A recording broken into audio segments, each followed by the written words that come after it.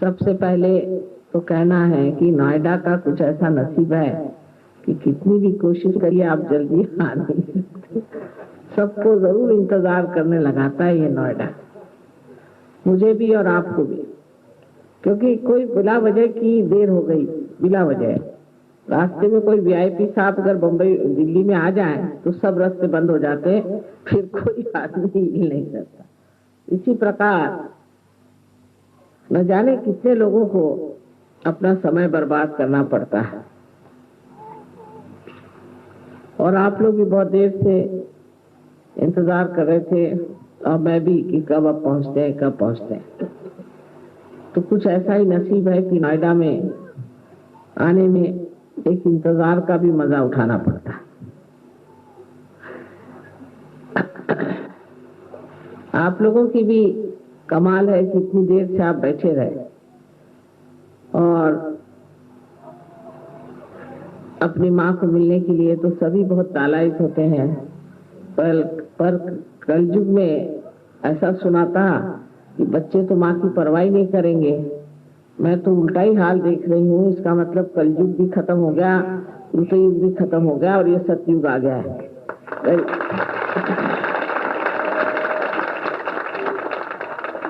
जब ये कृतयुग में परम चैतन्य जो है वो कार्यान्वित होता है। ये तो आप जानते हैं कि परम चैतन्य का कार्य शुरू हो गया। अगर परम चैतन्य कार्य न कर दें तो हम इतने लोगों को पार नहीं कर सकते। उनके कार्यान्वित होने में इतनी मदद मिली है कि हजारों लोग भी अगर प्रोग्राम में आ जाएं तो वो आत्मदर्शन को प्राप्त करते हैं। हालांकि हमारे अंदर जो कुंडलिनी है ये अनेक जन्मों से इस दिन का इंतजार कर रही है कि जब अपने आत्म साक्षात्कार को आप प्राप्त होंगे। कुंडलिनी जो है वो हमारी शुद्ध इच्छा है।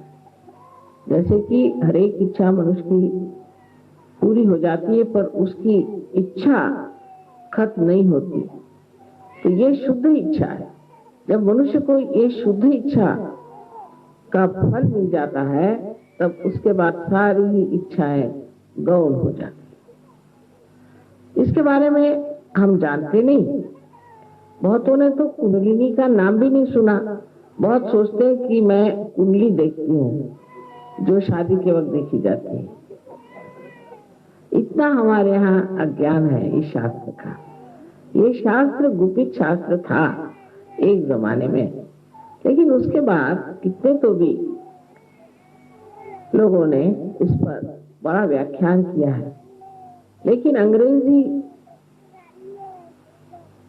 किताबें पढ़ने से, अंग्रेजी भाषा सीखने से, अंग्रेजी तहजीब में बह जाने से हमारे देश की जो विशेषता है, जो धरोहर है, उसको हमने कभी जानने की कोशिश ही नहीं की और उसके और हम मुड़े ही नहीं।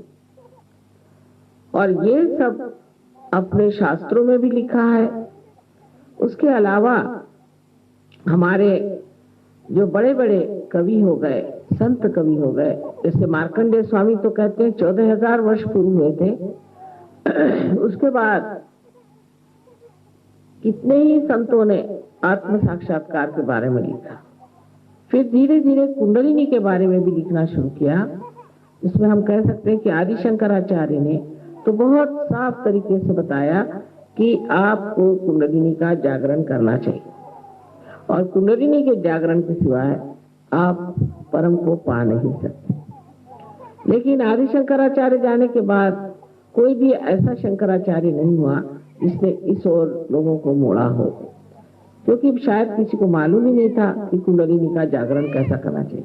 मंदिर बनाए और पूजा पाठ, कर्मकांड, दुनिया भर की चीजें शुरू की, पर जो वास्तविक चीज है कुंडलिनी का जागरण, वो किसी ने भी नहीं किया। उसके बाद हमारे यहाँ 12वीं शताब्दी में एक बहुत बड़े कवि महाराष्ट्र में हो गए, इनका नाम था ज्ञानेश्वर।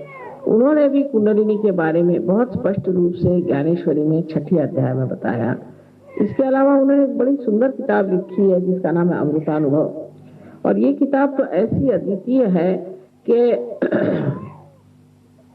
मेरे ख्याल से अध्यात्म पर इतनी गहरी किताब कोई आज तक मैंने देखी नहीं।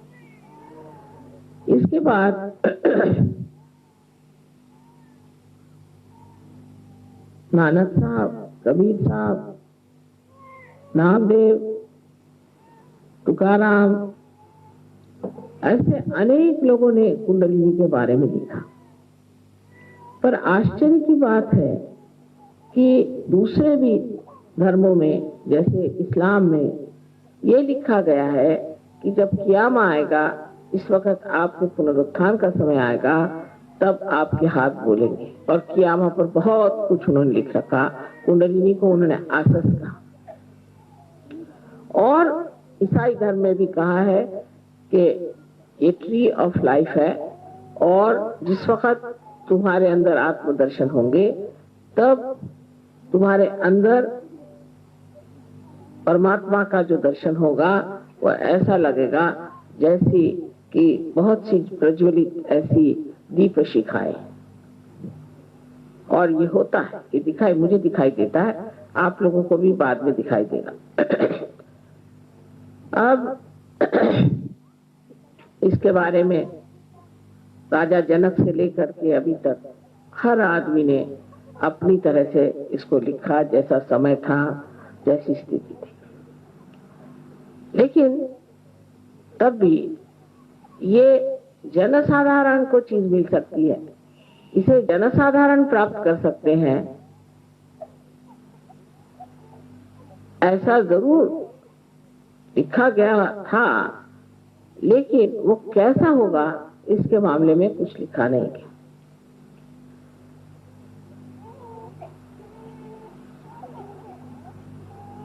ज्ञानेश्वर जी ने एक बहुत सुंदर कविता लिखी है, उसका नाम है पसायदान।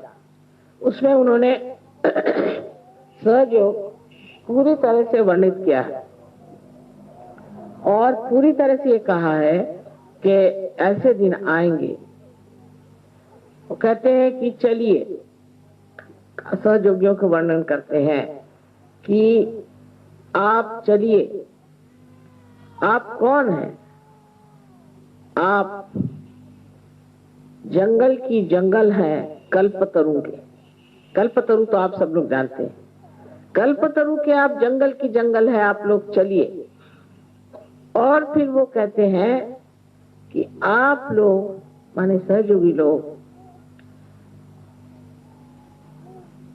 अमृत के भरे हुए ऐसे महासागर हो जो कि बोलते हैं।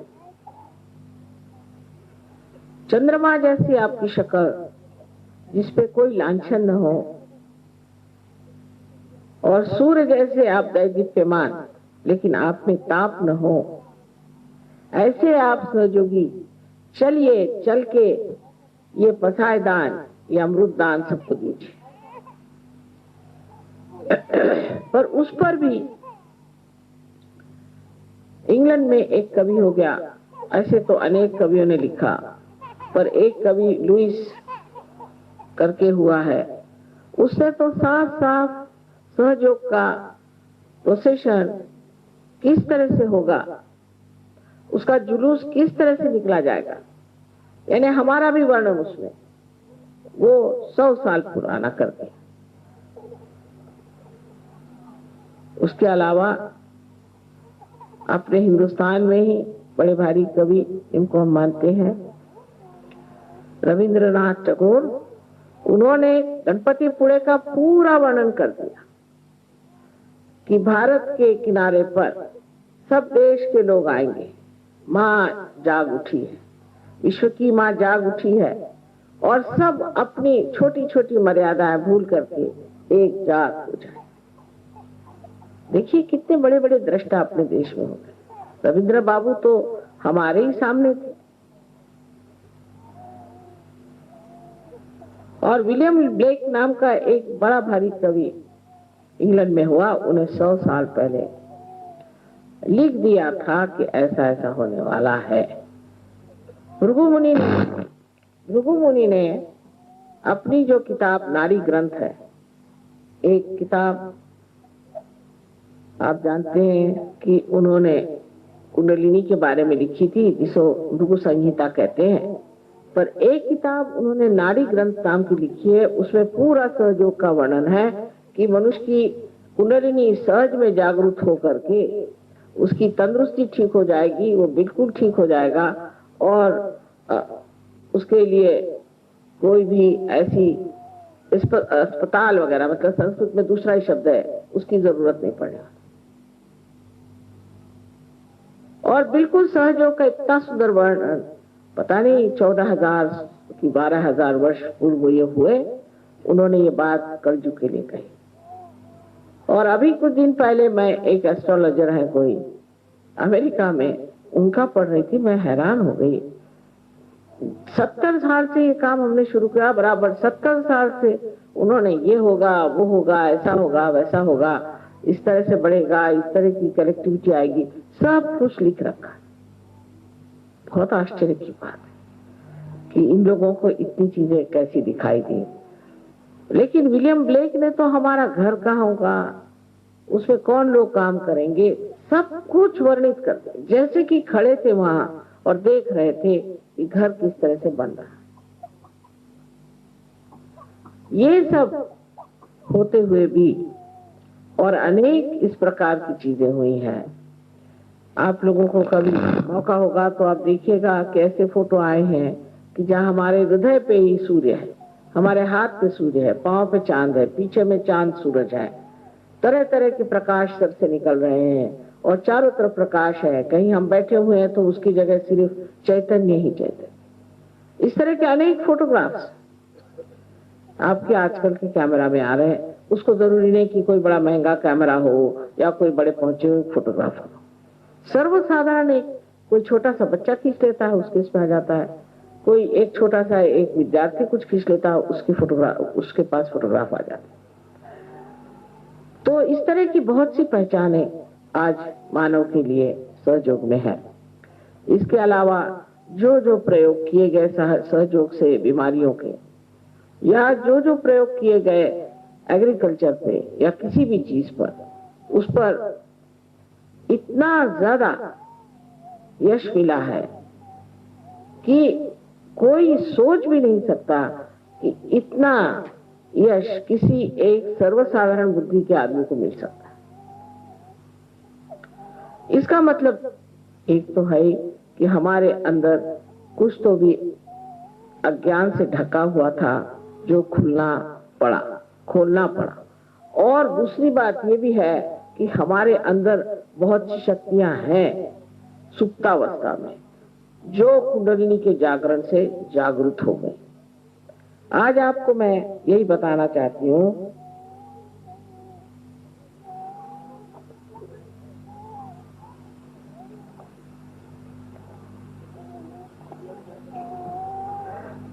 कि कुंडलिनी के जागरण से क्या क्या बातें हो जाती। पूरा तो बता नहीं पाऊंगी, उसके लिए तो एक ग्रंथ लिखना होगा, पर आपको थोड़ा थोड़ा समझा दें। कुंडलिनी के जागरण से सर्वप्रथम हमारी तंदुरुस्ती ठीक हो जाती है, हमें स्वास्थ्य मिल जाता है। कैसी भी बीमारी हो, मनुष्य स्वास्थ्यपूर्ण होता है, पर उसे ध्यान करना पड़ता है, उसे बार बार अपनी कुंडलिनी को सहस्त्रार से ब्रह्मरंध्र का छेदन करवाना पड़ता है। उस तरफ थोड़ी सी मेहनत करनी पड़ती है। अगर उसने थोड़ी सी मेहनत की तो वो उस स्थिति को प्राप्त होता है जिसे हम निर्विकल्प समाधि कहते हैं। पहले वो निर्विचार होता है, उसे कोई विचार नहीं आता। इसका मतलब ये नहीं कि विचार नहीं कर सकता, पर जब भी चाहे वो विचार कर सकता है और जब भी चाहे वो विचार नहीं करता। यानी जो हर समय पागल जैसे हम विचार करते ही रहते हैं, एक क्षण भी नहीं रुकते, वो सारे ही विचार हमारे ऊपर जो मंडराते रहते हैं, वो हट करके एक स्वच्छ आकाश सा हमारा हृदय और हमारा मस्तिष्क हो जाता है हल्का। फिर जब चाहे तब हम विचार कर सकते हैं, जब न चाहे नहीं करते। और निर्विचार में शांत अपनी शांति में खड़े रहते। अब बहुत से लोगों को मानसिक व्यथा है, बहुत से लोग आते हैं उनको डिप्रेशन हो गया। मैं तो कल ही कह रही थी कि आप इंप्रेशन सब पे मारते हो इसलिए फिर डिप्रेशन भी हो जाता है, क्योंकि आपका इंप्रेशन लोग मानते नहीं तो फिर आप पे डिप्रेशन आ जाता है। तो आप इंप्रेशन ही क्यों लोगों पर मारते? पर कुछ कुछ लोगों को डिप्रेशन और भी किसी वजह से आता है। उसकी वजह क्या है? कौन बच्चा रो रहा है? जरा बाहर हो जाओ। उसकी वजह क्या? अब इधर चित्त रखे, चित्त देखिए एकदम खट से उधर जाता है आप लोगों का। इधर देखिए, आप इधर देखिए। पहले ही बच्चे को ले जाना चाहिए था। अगर बच्चा रो रहा है तो कोई तकलीफ है बच्चे को।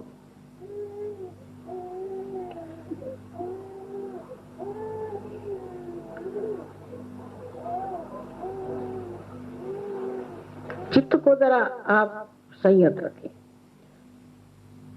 क्योंकि जैसे जैसे हम बोल रहे हैं कुंडलिनी पर भी काम कर रहे हैं धीरे धीरे।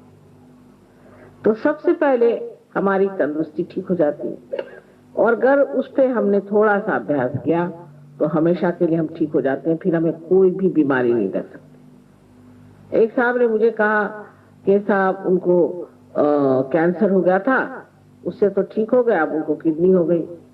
तो मैंने कहा कि आप रोज ध्यान करते थे? तो उनका हंस के कहा हाँ मैं तो करता ही था। मैंने कहा यही तो है, आप हंस के कह रहे हैं, मतलब ये कि आपके लिए एक मजाक की चीज होगी ध्यान करना। आप एक चीज, एक जिम्मेदारी की चीज समझ करके आप करते नहीं थे, अगर करते होते तो कभी भी किडनी की शिकायत नहीं होती। और बहुत से लोग जिनको बताया गया था कि आप 1 साल में ही मर जाएंगे, 1 महीने में ही मर जाएंगे, वो अच्छे भले घूम रहे, उनको कुछ नहीं हुआ। सालों बीत गए, अच्छे से घूम रहे। जिनकी उम्र बताई गई थी कि आप 50 साल में ही दुनिया से चले जाएंगे, तो वो 70-75 चल ही रहे। और दिखने में भी इतनी उम्र नहीं लगती, बताना पड़ता है कि इनकी इतनी उम्र। जितना आप सहयोग में सहकार्य करेंगे, जितना आप दुनिया को प्रकाश देंगे, उतना ही आपको इससे लाभ होगा। आपसे पैसा तो लेना नहीं है, ना आप दे सकते हैं, आपसे कुछ भी नहीं चाहिए। सिर्फ ये चाहिए कि आप अपनी अंततक शुद्धि करें और सामूहिक रीति से मिल करके जहां भी आपका सेंटर हो वहां जाएं और वहां जाकर के ध्यान धारणा करें। इतनी सी बात अगर इससे आपकी जिंदगी विशेष रूप से एक नया रूप धारण कर सकती है तो क्यों न की जाए। डॉक्टर नहीं चाहिए, दवाइयां नहीं चाहिए, कुछ नहीं चाहिए, आराम से आप रह सकते। एक खर्चा तो यही बचेगा। दूसरा खर्चा ऐसा बचा है कि जैसे मैंने कहा किसी को मानसिक क्लेश है। अब अगर किसी स्त्री में मानसिक क्लेश है या पुरुष में मानसिक क्लेश है, या उसे कोई आदतें, शराब पीना है, जुगार खेलना है, पता नहीं क्या क्या आदतें होती दुनिया भर की, सिगरेट, पान, तंबाकू, ये वो दुनिया भर की चीज जिसमें कि हम पैसा खर्चा करके अपना नुकसान करते हैं।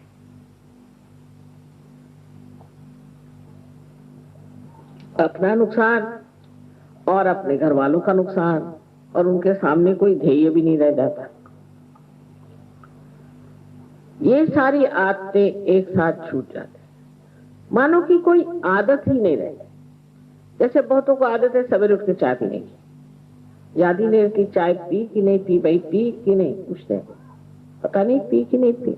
नाश्ता किया, कहाँ किया नाश्ता, अच्छा चल जान दो खाना ही खा लेंगे। फिर खाना खाते वक्त भी याद नहीं रहा खाना खाना है, तो 2 दिन ऐसे बीत जाते, पता नहीं चलता खाना खाया कि नहीं खाया और नाश्ता किया कि नहीं। अब ये कि हमें इस चीज का शौक है, हमें ये चीज अच्छी लगती। काफी लोग ऐसे होते हैं कि अब किसी को बेसन के लड्डू अच्छे लगते हैं, तो अब सब लोग उनके लिए बेसन के लड्डू लेके चले, क्यों भाई, उनको बेसन के लड्डू पसंद है। अब वो मरते दम तक उनको बेसन के लड्डू चाहिए, और अगर डॉक्टर ने मना कर दिया तो उसी की भूख लेके मरते हैं, फिर भूत बन के आते हैं और कहते हैं हमें बेसन के लड्डू दो। तो इस तरह के जो शौक है कि उसको ये अच्छा लगता है, उनको ये पसंद है, उनको वो पसंद है, अपने इधर नॉर्थ इंडिया में बहुत ज्यादा है। इसको क्या पसंद है, हर आदमी एक दूसरे की चापलूसी में लगा रहता है कि इनको ये चीज पसंद है तो उनको वो चीज पसंद है। फिर पसंद ना पसंद कोई जानता ही। हमारी लड़कियों को खाना बनाने का बहुत शौक, तो मैंने कहा तुम तो अपने डैडी के लिए इतनी चीजें बनाती हो, मेरे लिए क्या बनाती हो? कहने मम्मी तुमको कौन सी चीज पसंद है, हमें तो पता ही नहीं, तुम्हें तो सभी चीज पसंद है और कोई चीज पसंद भी नहीं, जो मिले सो तुम खा लेती हो। तो मैंने कहा ये बात है भाई, हमें तो कुछ याद नहीं रहता हमें क्या चीज पसंद है। सो इस प्रकार अपनी पसंद और ये चीजें आते हैं। और जब तक आप अपने समाज में रहते हैं तो ऐसी बातें लोग करते हैं कि साहब मुझे तो बढ़िया घी खाए बगैर खाना ही नहीं आता, मतलब बड़े घमंड से खाए, और साहब मैं सुबह 2 सेर दूध पी सकता हूँ। अच्छा, और क्या क्या आप खा सकते हैं बताइए? जिसकी बड़ी घमंड से बताया। और साहब मुझे तो बाथरूम ऐसा चाहिए कि चकाचक हो। कौन साफ करता है आपके यहाँ? मेरी बीवी। और खाना वो भी मेरी बीवी। आप क्या करते हैं? जी नहीं, मैं नौकरी करता हूँ सुबह शाम तक, और सिर्फ सिगरेट पीता हूँ, कभी शराब पीता हूँ, और कभी इधर उधर जरा चला जाता हूँ, बस। सो ये सब बातें जाके मनुष्य अपनी उपादेयता, यूजफुलनेस को समझता है कि मैं क्या क्या कर सकता, अपने जीवन का कोई अर्थ नहीं। इसी तरह से हमारे यहाँ आदमी और औरत जीते हैं। जरा आप पार होने के बाद उन्हें देखें, लगता है कि पागल है क्या, इनके जीवन का कोई अर्थ है कि नहीं है। ये ज्यादा आपको विदेश में देखा जाए।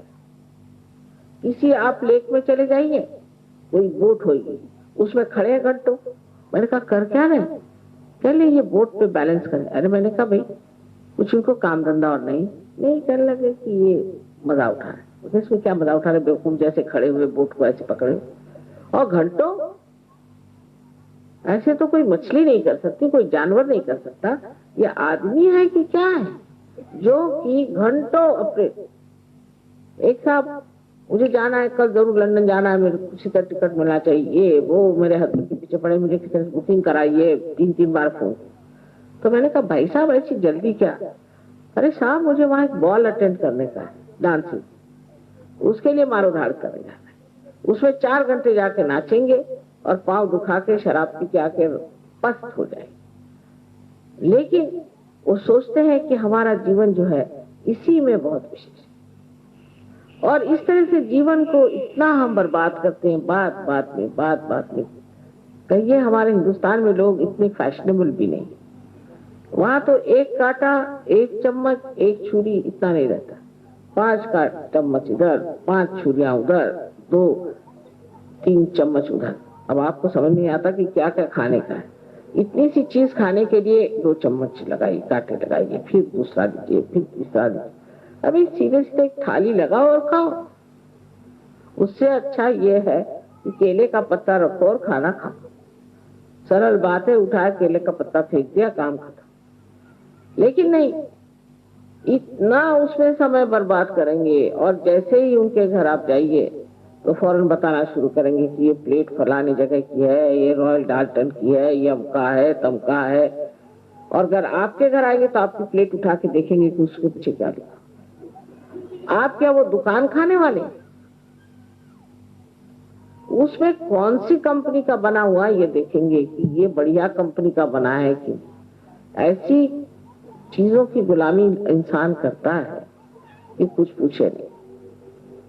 और उसमें इतनी ज्यादा शोबाजी और आपस में इतनी खींचातानी, कंपटीशन की कुछ पूछे नहीं। इस तरह से मनुष्य अपना जीवन इतना बर्बाद कर देता है। आदमी लोगों का तो क्या कहने, वो तो आपसी रस्सी खींच में ही मारे जाते हैं। अरे भाई वो आदमी कैसे हायर हो गया, वो कैसे लोअर हो गया, उसका कैसा बड़ा हो गया, उसका कैसे छोटा हो गया। रात दिन उनको यही फिक्र लगा है कि मैं नौकरी में बढ़ कैसे जाऊं। लेकिन इतना भी बढ़ता गया, समाधान तो मैंने देखा नहीं।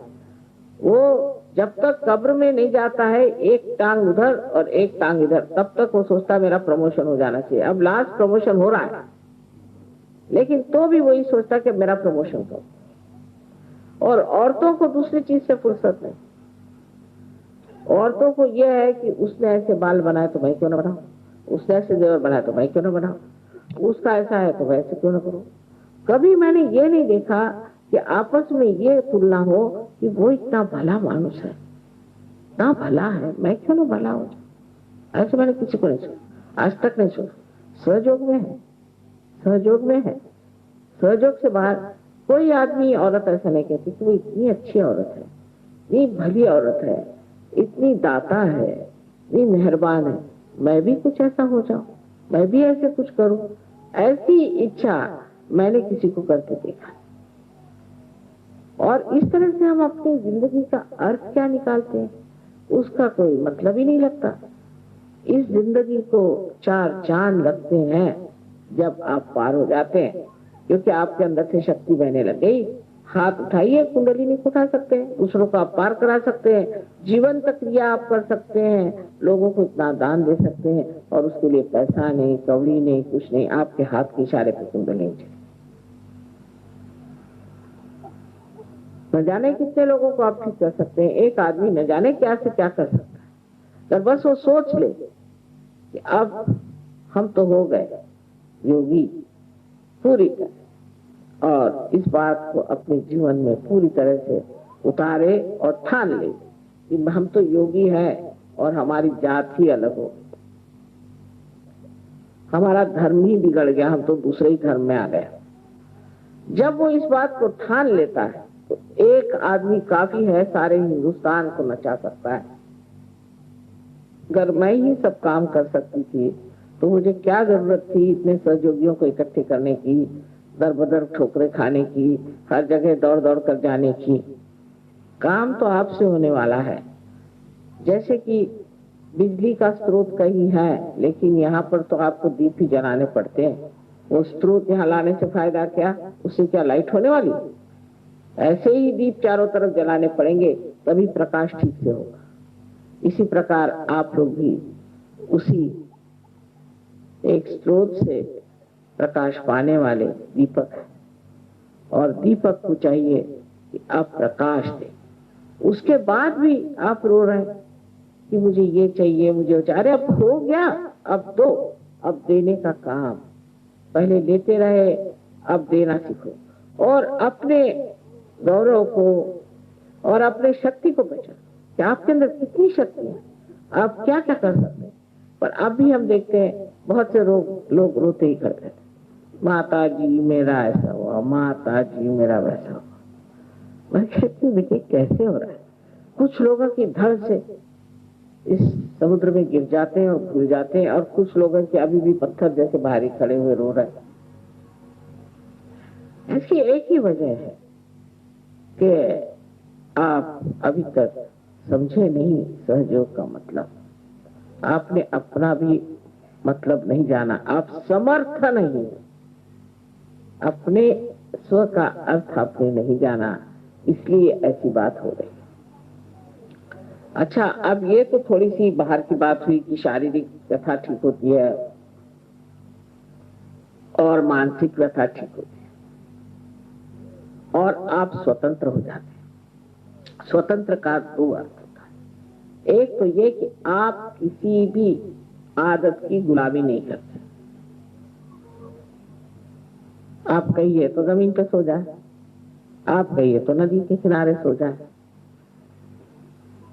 आप कहिए तो रात भर जग ले, जो कहिए उसके लिए शरीर हमारा जो ये हमारा गुलाम है, हम इसके गुलाम नहीं। शरीर की गुलामी एकदम छूट जाता है। और जो रात दिन का चलता है कि अरे भाई मेरे तो पैर में दर्द है, मेरे तो सर में दर्द है, वो सारे दर्द अपना बोरिया बिस्तर बांध के कभी रफू चक्कर हो जाते, और आप दूसरों का दर्द दूर करते हैं। अब आपके पास ये शक्ति आ जाती कि आप दूसरों का दर्द दूर। और स्वतंत्रता का दूसरा एक और अर्थ होता है कि स्व का तंत्र जानना। स्व माने आत्मा, और आत्मा का तंत्र जानना माने उसका मैकेनिज्म जानना, आत्मा का कार्य कैसे चलता है, उससे हम क्या क्या कार्य कर सकते हैं। जब आत्मा हमारे चित्त में आता है तो हमारे चित्त का क्या हाल होता है, ये सब चीज को जानना ही स्वधर्म को जानना है और स्वतंत्र को जानना है। ये भी हो जाता है। आपने तो अपने को जाना ही नहीं। जानने में सबसे बड़ी बात तो आप यही जानिएगा कि आप बहुत शक्तिशाली, उसमें हिचकिचाहट नहीं होनी चाहिए। वाकई में आप, ये तो ऐसा ही हुआ कि किसी को ले जाकर सिंहासन पे बिठाया तो भी वो सोचता है पता नहीं ये क्या चीज है, इस पे बिठा दिया, मैं सिंहासन पे बैठा हूं या नहीं, अब बार बार उठ खड़ा हो रहा। अब विराजो, राजने का समय आ गया, इस पे विराजो, आराम से शांत से बैठो। अब किसकी मजाल है जो तुमको छू ले या तुम्हें सताए या परेशान। जो तुम्हें सताएगा वो एक दिन आके तुम्हारे चरणों में गिर के रोएगा और कहेगा बाबा मुझे इस तकलीफ से बचाओ, पता नहीं मैंने तुम्हें क्यों तकलीफ दी। तो इस प्रकार आप परमात्मा के साम्राज्य में चले जाते हैं और परमात्मा के साम्राज्य में जाने पर बड़ा आश्चर्य होता है कि हर चीज जो आप लेना चाहते हैं तो एकदम से मिल जाती है। आपको कोई काम करना है तो एकदम बन जाता है। आप कहीं बाजार में जाइए तो लोग आपको देख के कहते आइए बैठिए चाय पियेंगे और दूसरों को भगा देते। नहीं क्या बात नहीं, आपकी शक्ल से ही लग रहा है कि आप बड़े शरीफ आदमी हैं, शक्ल से ही लगने लगता। फिर आपका बोलना चालना इतना प्यारा मधुर हो जाता है, गुस्सा तो कभी का ही रफू चक्कर हो जाता है। और एक तरह से ना प्रेम भाव, और उस प्रेम में एक बड़ा अजीब सा आकर्षण होता है। वो आकर्षण ऐसा है कि उसमें किसी प्रकार की गंदगी नहीं होती। आकर्षित होता है मनुष्य ऐसे आदमी की तरफ और सोचता है कि इस आदमी में कौन सा ऐसा गुण है जिससे मैं इसकी तरफ इतना आकर्षित होता हूं। कहते हैं कि कस्तूरी का सुगंध अगर आ रहा है तो उसको कसम लेने की जरूरत नहीं पड़ती। जिस मनुष्य में प्रज्ञा होती है, जिसकी जागरूक चेतना होती है, उसके लिए कसम लेने की जरूरत नहीं पड़ती और आपको ये नहीं कहना पड़ता कि साहब ये आदमी जागा हो। कोई जानबूझ करके आंख मूंदना चाहे वो दूसरी बात, या कोई बेकारी में विरोध करना चाहे, झगड़ा करना चाहे, ये बात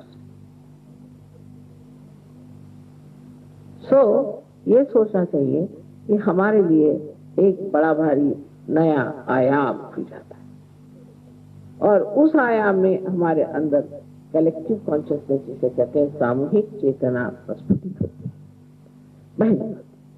आप जानते हैं उस पर कि दूसरे आदमी के कौन से चक्र पकड़ रहे हैं, आपके कौन से चक्र पकड़ रहे हैं, और आप अपने से अलग हट जाते हैं।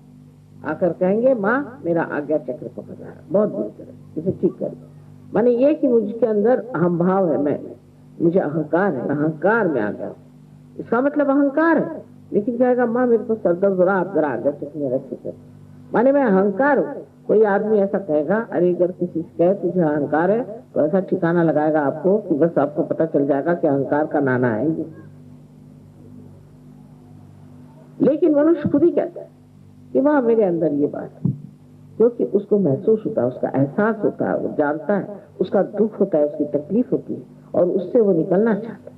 वो अपने ही को जानता है और अपना न्याय करता है। यही जिसको कहते हैं लास्ट जजमेंट की आखिरी न्याय का समय आ गया। अब आप ही अपना न्याय करिए। वो किस प्रकार कि आपके हाथ उंगलियों के किनारे आपसे बताएंगे कि एक आपने गलती, दूसरों के बारे में बताएं, लेकिन आप बहुत प्रेम से उनसे बात करके और उनकी तकलीफ निकाल दे सकते, उनको बगैर बताए ही निकाल दे सकते, और एकदम से आप देखेंगे कि वो आदमी कितना बढ़िया हो, आप पहचान भी नहीं पाइएगा। बहुत बार तो ऐसा होता है किसी आदमी को पार करने के बाद अगर मैं उसे साल भर बाद मिलूं तो वो मुझे 5 साल और छोटा लगने लगता है। तो मैं पूछती हूँ कि आपके बड़े भाई साहब आए थे लेकिन आज आप पहली मर्तबा आए। नहीं माता जी, नहीं था। इतनी शक्ल पर रौनक और एक शोभा आ जाती है। मनुष्य के स्वभाव में इतना परिवर्तन हो जाता है। जो मनुष्य कंजूस होता है वो दोनों हाथों से लुटाने लगता है, उसी में उसको आनंद आता है। जो मनुष्य क्रोधी होता है वो शांत गंभीर समुद्र की तरह गहरा, उसकी गहराई को वो जब जान लेता है, अरे मैं इतना गहरा हूं, तो ये क्रोध जैसे जो बबूले उठते हैं वो सब खत्म हो जाते हैं और वो आदमी एक बड़ी शांति गंभीरता लिए हुए खड़ा होता है आपके सामने। और आप हैरान हो जाते कि ये जो कल इतना कूद रहे थे इनको कौन सांप सूंघ गया? सांप नहीं सूंघा इसे, किसी डर से भय से नहीं कर रहे हैं, लेकिन अपनी स्वतंत्रता में ये खड़े हुए हैं, अपनी शांति के किनारे। तो जिसे हम कहते हैं कि शांति शांति शांति, वो सब हमारे अंदर है। और जब वो सुरक्षा और वो शांति हमारे अंदर विराजती है, उसके प्रकाश में हम शांति में रहते हैं। अब आप देखिए दुनिया भर में इतने बड़े बड़े संस्थाएं बनाए कि जिसे कहते हैं फाउंडेशन ऑफ पीस, फलाना ठिकाना, शांति शांति शांति। मन में तो किसी को शांति नहीं, सबको यही विचार कि कैसा किसका गला काटे। और उसको क्या आप शांति बनाएगा जिसके हृदय में शांति नहीं है, वो काय का फाउंडेशन बना रहे हैं बेकार में झूठ मूठ का। तो इस प्रकार मनुष्य जिस छोटी चीजों पे जीता है, जिस छोटे तसल्लियों पे वो अपना आयुष्य बेकार व्यर्थ कर रहा है, वो तसल्लियां असल में असल होती है। एक छोटी सी बात कि आजकल पॉलिटिक्स में झगड़ा कि कम्युनिस्ट कौन है और कैपिटलिस्ट कौन। हम कहेंगे कि हम बड़े भारी कैपिटलिस्ट हैं क्योंकि हमारे पास सारी शक्तियां हैं, इसलिए पास हमारे पास सारी संपत्ति, तो हम सबसे बड़े कैपिटलिस्ट हैं। लेकिन हम सबसे बड़े कम्युनिस्ट नहीं है क्योंकि वो बांटे बगैर मजा ही नहीं आता। जो धन संपत्ति हमारे पास में है और जो हमारे पास में शक्तियां वो बांटे बगैर चैन नहीं आती। तो हमसे बढ़ के कोई कम्युनिस्ट है, हमसे बढ़ के कोई भी कैपिटलिस्ट। ऐसा ही आपका हो जाता है। आपने पाने के बाद आपको लगता है कि किसे बांटे, किसे दें, ये पेड़ को दें, किसको दें, कि उसको दें, कि किससे कहें, कैसे बताएं, और दिल खोल के आप बताते। और ऐसी ताकत अंदर से आ जाती है कि मुझे स्वयं आश्चर्य होता है, इस प्रकाश में देखो कैसे चमचमा है। एक हमारे यहाँ मछली पकड़ने वाली जात होती है, उसे कोली कहते हैं। उससे एक गृहस्थ है, वो बैंक में नौकरी तो करते हैं पर जात के कोली है और धंधा उनका यही है। तो उनके बारे में बता रहे थे कि एक दिन वो होड़ी अपनी नाव लेकर के दूसरे बीच में जा रहे थे और एकदम से घमसान ऊपर से बादल छा और उसमें से बिजलियां कड़कने लगी और ऐसा लगा कि अब ये जा नहीं सकते, इतना बड़ा तूफान। तो बताया लोगों ने कि खड़े हो गए और कहा, हे देखो तुम बादल बादल सब हट जाओ, मैं माँ के काम से जा रहा हूँ, खबरदार मेरे काम में रुकावट डाले। और वो गए, उन्होंने पूरा काम किया, वहां जाकर के सबसे बातचीत की, सबको रियलाइजेशन दिया, सब कुछ करके घर पे आए। 6 बजे की बात, आकर के जब 11 बजे खाना आना खा के सोए तो 12 बजे बरसात शुरू कर, आप ठीक है बरसो। ये शक्तियां आपके अंदर आ सकती है, लेकिन सबसे जो बड़ी शक्ति आपके अंदर आती है वो प्रेम। प्रेम की शक्ति इतनी आह्लाददायी, इतनी आह्लाददायी कि आप नहीं जानते। आंखों से आंसू बरसते हैं और ऐसा लगता है कि इस प्रेम के सागर की कितने तो भी है, तुषार है जो आंखों से बह रहे, छोटी छोटी से बूंद उसको इतना उमड़ता है हृदय में और इतना शांत कर देता है जीवन। और एक अजीब सी अनोखी सी अनुभूति इस प्यार की, ऐसा सुंदर और मनोरम जीवन बना देता है कि फिर कोई दूसरा आराम अच्छा ही नहीं लगता। बस यही कि प्यार ही का आराम हो, प्यार ही का देना हो और प्यार ही का खाना हो, और कोई भी चीज उसमें अच्छी नहीं। आज तक हमने कभी प्यार की शक्ति को तो इस्तेमाल नहीं किया, सिर्फ द्वेष की शक्ति को इस्तेमाल किया। अब आप प्यार की शक्ति को इस्तेमाल कर सकते हैं। बहुत से लोग ऐसा सोच रहे होंगे कि माता जी सब बातें कर रही हैं, ये कौन सी दुनिया कर रही है। इसी दुनिया में यहीं पर, इसी जगह, इस नोएडा में ही ये स्वर्ग खड़ा होने वाला है। और हो गया, जिनका हो गया वो आप देख सकते हैं। और आप सब मिलकर के ये सुवर्ण युग आने वाला है, और इस सुवर्ण युग के आप अधिकारी होंगे और उसमें आप मौज से रहें। जो कुछ संक्षिप्त में बताना सो मैंने बता दिया, किंतु इसका कितना भी वर्णन किया जाए वो कम है, क्योंकि किसी भी चीज की ओर आप देखते हैं इतना सुंदर यहाँ इन्होंने फूलों का ये मेरे प्यार में बनाया। अब मैं देखती हूँ तो मैं सोचती नहीं, मुझे सोच नहीं आता, निर्विचार देख रही, देखना मात्र बनता है। और जिन्होंने जिस प्यार से बनाया, मानो वो सारा प्यार ही आनंद बन के मेरे ऊपर से फूलों जैसा बाहर चला गया, और कुछ सोचना ही किया, और उसी की अनुभूति ले रही हूँ। कितने प्यार से मेरे बच्चों ने सजाया है, कितने प्यार से उन्होंने एक एक चीज लिखी है, और वो प्यार क्या शब्दों में बताया जाए या विचारों में लाया जाए, उसका मजा ही उठाते। जैसे कि किसी चीज का आप स्वाद लेते वक्त तो सोचते नहीं, ऐसे ही उसका स्वाद आ रहा है, उस प्यार का और उस आनंद का स्वाद आ रहा है। आपके प्यार का और आनंद का स्वाद हम ले रहे, और आप हमारे प्यार और आनंद का स्वाद। ऐसी सुंदर, इतनी मधुर हमारी एक बड़ी सुंदर सभा है। और अब एक बड़ी भारी हमें कहना चाहिए कि एक रेस तैयार हो रही है सहयोग। इसका भी वर्णन है कि ऐसे लोग संसार में आएंगे, और वो आए हैं, और सब लोग मिलकर के आप उसको सुदृढ़ करें, उसमें शक्ति भरे, उसमें स्वास्थ्य लाएं। और जो गंदी चीजें हैं, एक दूसरों की निंदा करना, एक दूसरे का बुरा सोचना, एक दूसरे को खींचना, चिल्लाना, चीखना, और कोई सत्ता ढूंढना, पैसा ढूंढना सहयोग में, ये बड़ी बेवकूफी की बात है। तो सहयोगी का व्यवहार, उसका बोलना चालना बड़ा सुचारू सुंदर होना चाहिए, उसमें जंगलीपना सारा चला जाना चाहिए। और जैसे कि पहले तो कांटे आते हैं, लेकिन कांटों से ऊपर जो फूल आते हैं वो कितने सुंदर। इसी प्रकार हालांकि हम पहले कांटे रहे होंगे, लेकिन अब हमें फूल बनना जाना चाहिए, और फूलों से फिर फल बन जाना चाहिए। और वैसे अपने आप होता है, धीरे धीरे अपने व्यवहार में बदल आने लगता है। बहुत से लोगों को गुस्सा आना बंद हो जाता है, तो कहते हैं तेरा गुस्सा कहाँ गया, मेरा तो किसी पे रोब ही नहीं पड़ेगा, मैं कोई गुस्सा नहीं करूंगा। तो पर देखते हैं कि उनका रोब बहुत अच्छा पड़ता है। लोग सबसे ज्यादा प्यार को मानते हैं, किसी के रोब दाप को नहीं, सिर्फ प्यार।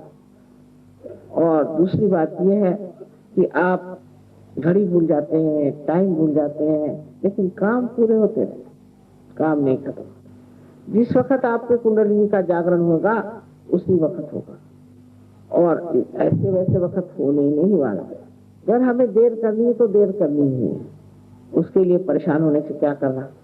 चलो वो भी बैठे, हम भी सोच रहे हैं कि बैठे होंगे सब लोग, हम भी उनका इंतजार कर रहे हैं, वो भी हमारा इंतजार में भी बड़ा मजा है। और फिर जिस वक्त होना है उसी वक्त होना है, उसके लिए परेशान होने की कौन सी बात है। आखिर हम और समय में भी क्या करते हैं, कौन सा विशेष काम कर रहे हैं। यहाँ कम से कम सब भाई बहन प्यार से बैठे हुए हैं, सब लोग इतने व्यवस्थित शांति से बैठे हुए हैं, इससे ज्यादा क्या चाहिए। ऐसा समागम, आपको आश्चर्य होगा कि हर साल 70 शादियां होती है, 70-75 शादियां होती है गणपतिपुर में, और 30 देशों के लोगों में आपस में शादी होती है। उसमें से 1-2 शादियां खराब होती है, ज्यादातर शादियां इतनी सुंदर हो जाती हैं, और वहां ऐसा लगता है कि स्वर्ग खड़ा हो। इतने सब लोग सुंदर दिखाई देते हैं, और देखने लायक चीज है सारी। आप लोग सब लोग गणपतिपुर आइए, वहाँ जैसा भी बन पड़ेगा हम लोग वहाँ इंतजाम करेंगे, और जैसा भी रहना पड़े वहाँ मंडप वगैरह डाल देंगे, आराम से रहिए और सुख से रहें। वहाँ ये नहीं देखना चाहिए कि हमें कमरा कौन सा मिला, और हमें पलंग कौन सा मिला, और चद्दर कैसी बिछी। दिल्ली वालों को ये बड़ी परेशानी।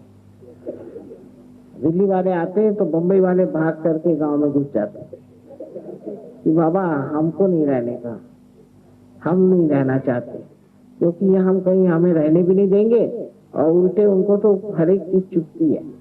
वो हमारे यहाँ एक पेशवा थे बाजीराव, वो कटक तक से अटक से कटक तक बोलते थे गए थे, और उन्होंने एक मस्तानी नाम की औरत से शादी की।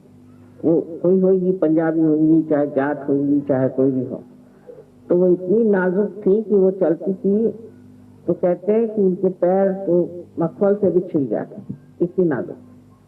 और वहां तो महारानी हो चाहे कुछ है, हाथ में तलवार लेकर के और घोड़े पे बैठी, और इनकी तो कमर ही लचक जाती थी बात बात में। तो वो सब महारानियां देखती थी आकर करके कि ये कौन सी चीज है। तो एक जैसा कोई म्यूजियम में पक्षी रखा हो उस प्रकार उनका वर्णन है कि वो कहती थी मैं जब पान खाती हूँ तो पान की लाली भी मेरे अंदर से दिखाई देगी, और ऐसी नजाकत की नमूनी की कुछ पूछे। तो वो सोचते थे ये भगवान ने कोई ऐसी अजीब चीज बनाई होगी कि इस तरह की बेचारी के प्रति बहुत सहानुभूति उनके थे कि क्या करे, बेचारी का शरीर ही ऐसा है, इसकी तो कमर ही लचक जाती, इसको क्या करे बेचारे को। उनको बड़ी दया लगती थी। मराठी औरतें तो बड़ी, आप जानते मराठनों को एक से एक होती हैं। अगर आदमी अगर युद्ध से लौट आए तो उसकी गर्दन काट के रख देंगे, और नहीं तो ठीक है। अगर कोई भी आपने डरपोक पना किया कि फिर मराठी औरत भूत हो जाती। तो ये चीजें जो थी कि मेरा लड़का वहां गया और मेरा पति वहां गया, ये सब हमने कभी सुना नहीं। ये तो हम इधर आके सुनते हैं, अरे मेरा बच्चा इंग्लैंड चला गया, अरे मेरा बच्चा। वहाँ ये सब किसी को मालूम नहीं। इंग्लैंड जाना ही पड़ेगा, वहां पढ़ना पड़ेगा, देश का नाम बढ़ाना पड़ेगा, यही हम सब झांसी की रानियां। और उसी तरह से जीवन एक आदर्श रूप बनता रहा। पर अब पता नहीं, अब कुछ वहाँ सिंधी लोग आ गए हैं, पंजाबी भी आ गए हैं, तो अब थोड़ी वहां पे कमरे टूटने लग गए। तो ये सब चीज छूट जाती, एक वीरता, एक शूरता, एक तरह का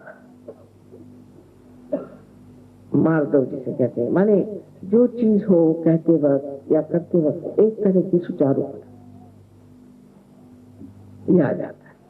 पर अगर जरूरत पड़ी तो झांसी की रानी बन सकते हैं, और जरूरत पड़े तो घर गृहस्थी की गृह लक्ष्मी जी बन सकते हैं। पुरुषों के लिए भी औरतों का मान करना, स्त्रियों का मान करना और ठीक से उनसे रखना, बच्चों का मान करना। तो जैसे कि यहाँ इधर मैंने देखा है, और एक जो बातें बतानी चाहिए कि आदमी लोगों को अपनी लड़की से बहुत प्यार है, लेकिन अपने बीवी से आश्चर्य की बात है। किसी से बताओ तो महाराष्ट्र के लोग विश्वास ही नहीं करेंगे कि अपने बीवी से नहीं, लड़की से ही ज्यादा प्यार है। वो बिटिया को क्या हुआ, बिटिया को ये दो, बिटिया को वो दो। ये पता नहीं किस चीज का असर है, तो पर्दे का है कि घूंघट का है कि पता नहीं किस चीज का असर है। अब ये चीज नहीं रह जाती। इसका जो है, इसका जो धर्म है वो निभाता है। पति है तो पति धर्म है, बाप है तो बाप का धर्म है, लड़का है तो उसके लिए पिता का धर्म है। सबका धर्म पूरी तरह से संतुलित तरीके से चलता है। ये नहीं कि मेरा बेटा, फिर उसकी बहू आई तो उसको मार मार के निकाल। अब वो भाई तुमसे कोई शादी करी उसने, उसकी बहू आई है, उसको रहने दो। ये सब चीजों का संतुलन आ जाता है, और महाराष्ट्र लोगों की जो गंदगी है वो भी निकल जाती है, जो कि बड़े अक्खड़ होते हैं। उनको किसी से ठीक से बात करना तो आती नहीं कभी। जैसे किसी दुकानदार के यहाँ आप जाइए, मराठी को पूछें क्या चाहिए आपको, हमको चंदेरी की साड़ी चाहिए। कौन से रंग की चाहिए? भाई गुलाबी रंग की। नहीं हमारे पास, भागो। कोई भी, कोई उसके पास में सिंधी बैठा होगा, नहीं तो पंजाबी को बैठा होगा, तो कहेगा आओ जी, बहन जी, माता जी, पिताजी, सब करके आपको अंदर बुलाएगा, ढोल पीट पीट के। फिर उसके बाद में अच्छे से बिठाएगा, फिर उसके बाद चाय देगा, कुछ लीजिए, ये करिए, वो लीजिए। चंदेरी की साड़ी उसने कभी जिंदगी में देखी भी नहीं, पर आपको 4-5 साड़ियां टिकाए बगैर आपको निकलने नहीं देती। तो मराठी लोगों में ये बड़ी दोष है, इनको बिल्कुल बिजनेस की अकल नहीं है, बस फड़ाफड़ बोल देंगे कि साहब ये नहीं वो नहीं। तो ये चीजें आप लोगों से सीखनी है, और उनसे भी आपको बहुत कुछ सीखना है। तो शराफत, बातचीत का ढंग, इसमें एक तरह की खूबसूरती आ जाती। ये तो हमने आपको बाहर का व्यवहार बताया, पर अंदर का अपने प्रति जो व्यवहार होता है कि मनुष्य को अपने प्रति आत्मा दिखाना चाहिए। कोई जरा आपको रुपया दे रहा है, आप किसलिए आपको ये रुपया दे रहे हैं? क्यों साहब? कोई किसी से उधार नहीं लेता, कोई किसी का रुपया नहीं मांगेगा, कोई किसी की बीबी की और नजर पूरी नहीं करे, उसकी आंखें सच हो, आंखों में सच्चता है, पवित्रता है, ना कोई औरत की नजर खराब होगी ना कोई आदमी की नजर खराब होगी, आपस में एक इतना शुद्ध रिश्ता बन जाएगा। आप सोचे कि विलायत के लोग जिनको शुद्धता क्या चीज है कभी मालूम ही नहीं, इन्होंने कभी सुना भी नहीं, वो लोग तो कितने शुद्ध हो जाते हैं और बिल्कुल उनको ख्याल ही नहीं रहता कि कौन हमारी बहन है और इससे हमें व्यवहार कैसे करना चाहिए। वहां तो राखी का तो त्योहार बड़े से मनाते हैं, राखी माई राखी सिस्टर, वो कौन भाई तुम्हारी राखी सिस्टर, फलानी मेरी राखी सिस्टर, इतना वो उसे समझते हैं। और हमारा देश इन्हीं सब चीजों के सहारे जिया है। आपको पता होना चाहिए, अलेक्जेंडर का किस्सा है कि जब अलेक्जेंडर ने यहाँ चढ़ाई की तो पंजाब में उसको एक राजा ने हरा दिया। उस राजा ने जब हरा दिया तो उसको उन्होंने गिरफ्तार कर दिया, और पुरु नाम था उनका, पुरु राजा ने उनको गिरफ्तार कर दिया और गिरफ्तार करके और उनसे कहने लगे कि अब आप यही जेल में बंद रहिए, नहीं तो आप हमारा सारा देश जो है उसको आप जीत लेंगे और हम लोग सब आपको गुलाम होंगे। उनकी जो अलेक्जेंडर ने एक हिंदुस्तानी औरत से शादी, हिंदुस्तानी औरत जो थी बड़ी होशियार, रक्षाबंधन का दिन पड़ गया तो उसने एक थाली में एक राखी बांध करके ऊपर से ठीक से कपड़ा डाल के और उनके दरबार में दे दी। तो उनका हाँ राखी आई है, बहन से बांधो। तो बहन कौन? तो कहने अलेक्जेंडर की बीवी। हे भगवान, मेरे साले को मैंने, मेरे बहनों को मैंने ऐसे बांधा, बंद कर दिया, ये मैंने क्या गजब कर दिया। गए भागे भागे जेल में, उनके सामने नमस्कार किया, मुझे माफ कर दीजिए दामाद साहब। और दामाद साहब उसको समझ लिया, जी हाँ आप मेरे दामाद, चलिए चलिए इनको लाए अपने आसन पे बिठा दिया। पहले अब जो कहूँ हुकुम, आप मेरी चाहे गर्दन काट। तो हैरान हो गए, पहले ये क्या, मेरी समझ में नहीं आता। फिर बहुत सारा उनके साथ में जेवर आदि दे करके और पालकी सहित उनको भेज दिया कि पालकी भी ले जाई मेरी बहन के लिए, और उसके साथ घोड़े हाथी दे करके उनको रवाना किया। वो घर पे आए तो उनकी बीवी मुस्कुरा रही, तो पूछा ये क्या लोग हैं, मेरे समझ नहीं आते, मेरे जैसे खूंखार आदमी को क्यों छुट्टी कर दी। वो कहा इसलिए आपकी छुट्टी हुई है खूंखार आदमी की, क्योंकि मैंने एक उनके पास धागा भेज दिया था। कहना धागा? हाँ, एक सिर्फ धागा भेजा था। आज के दिन जो एक धागा अगर भेजते तो उसकी बहन हो जाती। अच्छा, और फिर इतना भी बड़ा दुश्मनों से छोड़ देना पड़ता है? हाँ बराबर है, क्योंकि आप तो उनके दामाद हो गए। कहने भगवान बचा रखे हिंदुस्तानियों से, जो एक धागे पर दुश्मन को छोड़ते, इनका क्या ठिकाना। ये तो इतने प्रतीक रूप सब चीज को पाते, भैया मुझे माफ करो, वो चले गए और यहाँ से चंदवरदाई को अपने साथ ले गए और उन्होंने बहुत कुछ, और उनका बाबा मुझे नहीं यहाँ पर, मैं यहाँ राज्य नहीं कर सकता। ये ऐसे वो चीज अब छूट गई है, काफी कम हो गई, क्योंकि हमारे अंदर हमारी संवेदना कम हो गई। हम समझते नहीं है कि हमारी संस्कृति में कितनी छोटी छोटी चीजें हैं, इतनी सुंदर, इतनी प्यारी, उसको हमने अपनाया नहीं। और हम अब ऐसे रास्ते पर चल पड़े हैं जिस पर बहुत से देश गड्ढे में गिर गए। तो हमें तो उस अनंत को प्राप्त करना है और सहयोग में उसी अनंत की प्राप्ति होती है। और जब उस अनंत की प्राप्ति होती तो आप उसी में रममान हो जाते हैं और आपको आश्चर्य होता है कि ऐसी एक गवर्नमेंट में आप आ गए हैं कि गवर्नमेंट के जितने गवर्नमेंट सर्वेंट्स हैं वो आप ही के सेवा में लगे हैं। यहाँ के जैसे नहीं, जैसे इधर के अपने गवर्नमेंट सर्वेंट होते हैं उसी की उन्हीं की आपको नौकरी करनी पड़ती, लेकिन वो गवर्नमेंट सर्वेंट्स ऐसे होते हैं कि वो आप ही की सेवा में सुबह से शाम तक लगे रहते हैं। जो आपको चाहिए, आपको जो जरूरत होगी वो मिले।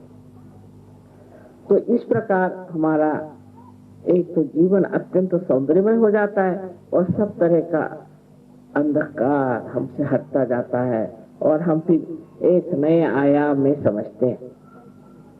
अब ये सब मैंने आपसे कहा, इतनी बातें होती हैं, ये सब मनुष्य प्राप्त करता है, ये सामूहिकता आ जाती है, सारे देशों में दोस्ती हो जाती है, और जो धर्म की और जाति पाति डावरी शावरी इस तरह की जितनी गंदी चीजें सब खत्म हो जाती है, क्योंकि मनुष्य विशाल हो जाता है। तो इस विशालता में उतरने के लिए आपको ये जानना चाहिए कि पहले अपनी आत्मा की विशालता को प्राप्त करें, उसका प्रकाश अपने चित्त में लाएं। कल मैंने, आप लोग आए होंगे वहां, तो बताया था कि आत्मा क्या होता है और आत्मा का स्वरूप सच्चिदानंद क्या होता है। पर आज मेरे ख्याल से जो मैंने आपसे बताया वो यही बात कि सहयोग में आने से क्या क्या लाभ होते हैं। अब अगर आप चाहें तो मुझे थोड़े प्रश्न आप पूछ लें, जो भी आप चाहें, और उसके बाद हम लोग एक 10 मिनट के लिए ध्यान करें।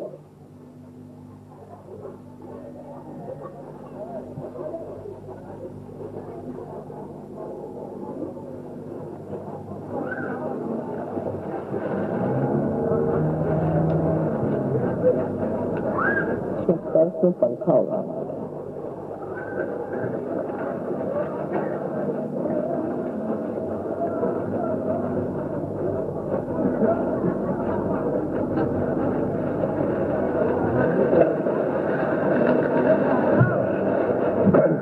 शिवाजी जी, एक सहयोगी का प्रश्न है कि I am practicing Sahaja Yoga for the past 19 months. My problem is I do not get full flow of vibrations on my hand. My Vishuddhi has been tampered with, in a sense, by my thyrotoxicosis, which was treated in 85 with radioactive iodine. Srimati ji, please suggest any specific remedy. अब मैं अगर बताऊं इसका इलाज तो आप लोग नाराज तो नहीं होंगे। इसका इलाज है कान में उंगली ये डाल करके और रोज 16 मर्तबा अल्लाह अकबर कहना। अकबर माने विराट, और इस विराट की बात मोहम्मद साहब ने की थी, जो श्री कृष्ण की बात। ईसा मसीह भी हमेशा ये 2 उंगलियां दिखाते हैं। इसमें से ये उंगली जो है ये विशुद्धि चक्र की है, जो कि कृष्ण की है, और ये उंगली जो है ये लक्ष्मी नारायण की। ये मेरे फादर है। राधा जी का जो पुत्र हुआ था, जिसे हम महाविष्णु कहते हैं, वही ईसा मसीह।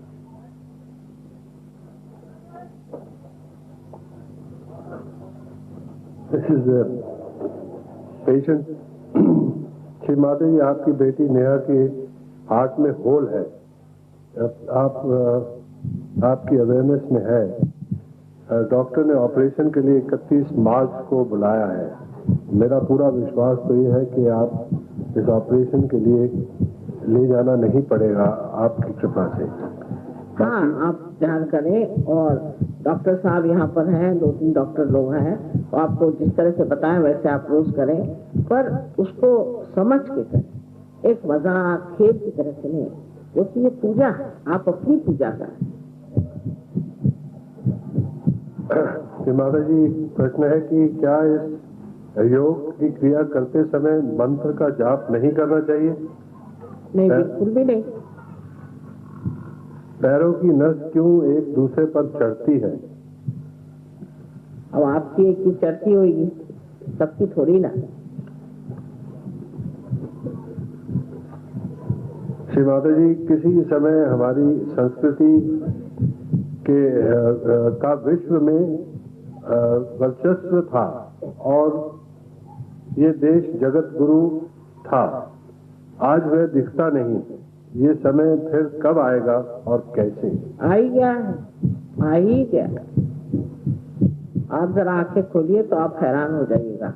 जब ये फॉरेन से लोग आते हैं ना, तो आपकी मातृभूमि के जैसे एयरपोर्ट पे उतरते हैं तो इसकी धूल उठाकर अपने सर पे रखते हैं। श्रीमाता जी, क्वेश्चन आर्थराइटिस पे है। क्या आपने मैंने आपके 10 और 12 तारीख के लेक्चर सुने, परंतु मेरे दाहिने पैर के घुटने में आर्थराइटिस की दर्द है, तो मैं नीचे बैठ नहीं पाता। शायद इसलिए मुझे अभ्यास करते समय कुछ भी आभास नहीं होता। मैं क्या करूं? अब लेफ्ट साइड का ये जो घुटना है, ये आपकी लेफ्ट नाभि पर दर्शन देता है, ये घुटना, और ये राइट नाभि। अब लेफ्ट नाभि तब पकड़ती है कि जब आपकी गृह लक्ष्मी की स्थिति ठीक हो।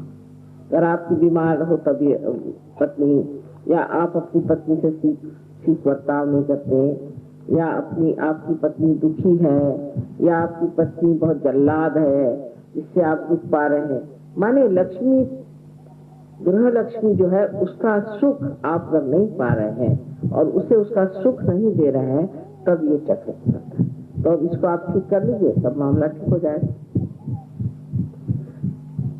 श्री माता जी, एक प्रश्न है कि सफेद दाग ल्यूकोडर्मा के बारे में, इस कैसे ठीक करा जाए? वो लीवर से होता है। पहले तो ये कि पोस्टमैन का तेल बिल्कुल नहीं खाना चाहिए। हमने देखा है जो लोग पोस्टमैन का तेल, कितने लोग पोस्टमैन का तेल खाते हैं, आप हाथ ऊपर करिए। पोस्टमैन का तेल हमेशा आपको ये तकलीफ दे, उसके अंदर कोई ऐसी चीज होती है कि उससे हमेशा सफेद दाग आ जाते हैं। मूंगफली तो खाना ही कम, और इसके अलावा तेल, घी वगैरह ऐसे लोगों को, लीवर वालों को नहीं खाना चाहिए। अब लीवर कैसे ठीक करना चाहिए वो डॉक्टर साहब आपको बता देंगे। आप अगर जाएंगे तो अगर आपने लीवर को ठीक कर दिया तो धीरे धीरे ये भी ठीक हो जाएगा। पर ये कोई बीमारी नहीं है, अगर कोई इसे बीमारी समझता है तो गलत बात है। श्री माता जी, एक सहयोगी है, वो कहते मेरे हृदय से भय नहीं जाता। आपका सेंटर हार्ट पकड़ता होगा, उसका पता लगाना चाहिए कि क्या वजह है कि आपका भय नहीं जाता। किंतु बुद्धि तर्क से नहीं, चक्रों पे देखिए कि कौन सा चक्र पकड़ रहा है। अगर आपका हृदय चक्र सेंटर में पकड़ रहा है तो फोटो की तरफ दोनों हाथ करके 3 बार आप श्वास रोकिए, और श्वास रोक करके और आप जगदम्बा का ध्यान करिए। अगर आपकी माँ जगदम्बा है और शक्तिशालिनी है तो आपको भय किसका?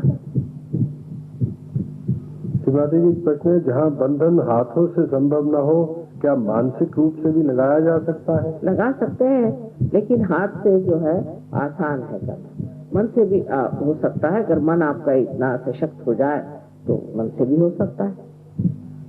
श्रीमती, कोई भाई अपने प्रमोशन में ज्यादा इंटरेस्ट है बनस्पति है कि आत्म साक्षात्कार बात करें, वो यही जानना चाहते हैं कि मेरा अभी मैंने कह दिया प्रमोशन होगा कि नहीं। मैं कोई आपके हस्तरेखा थोड़ी देखती हूँ, मैं जो भविष्य आपका देख रही हूँ कि आप में से कितने लोग इस सुवर्ण युग में उतरेंगे और परमात्मा के साम्राज्य में अपने अपने स्थान पर बैठेंगे। शिवादा जी, क्या मनुष्य वास्तविक रूप में किसी को क्षमा प्रदान कर पाता है? बिल्कुल ही करता है। वो करता क्या? क्षमा नहीं करना और करना, वो करता क्या? कितना भ्रम है। मैं उसे क्षमा नहीं करता, माने क्या करते हैं आप? क्षमा नहीं करते माने क्या करते हैं? अपना ही सरकार है। मैं उसको क्षमा नहीं करता, बार बार उसे याद करते हैं, वो ऐसा खराब आदमी, उसे ऐसा ठीक करूंगा, वो होगा, ये होगा। करते तो कुछ नहीं। अगर ऐसा ही है तो 2-4 थप्पड़ मारिए तो क्षमा हो जाएगी। करना धरना तो कुछ नहीं होता सिवाय अपने को जलाने के। एक और प्रश्न है, क्या इंसान की सभी इच्छाएं उसकी कुंडलिनी जागृत होने के बाद पूर्ण हो सकती हैं? इच्छाएं गौण हो जाती है। बात है, ये इन्होंने कुंडलिनी को कुंडली बताया हुआ है। नहीं, कुंडलिनी जब जागृत हो जाती है तो बाकी तो जो इच्छाएं हैं वो गौण हो जाती है। तो फिर आप आनंद में आ गए। हर चीज आप आनंद के लिए करते हैं। हर आदमी आनंद ही खोजता है।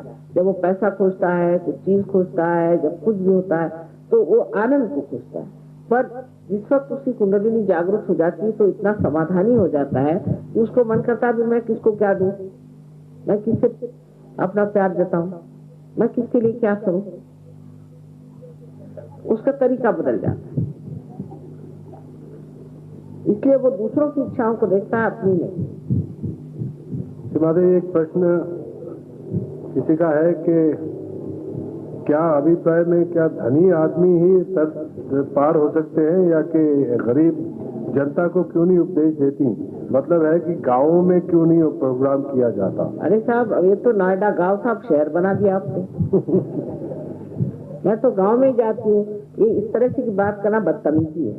जो हमें करना, हम जानते हैं क्या करना है। अगर आपको ऐसा शौक है तो आप जाइए गाँव में। मैं तो गांव में ही रहती हूँ। ज्यादातर गांव के लोग सियाने होते। इस तरह के सवाल गांव के लोग कभी नहीं करेंगे। ये शहरी दिमाग है। इस तरह के आप ये क्यों नहीं करते, आप ये क्यों नहीं करते? क्या आप मुझे रुपया पैसा दे रहे हैं?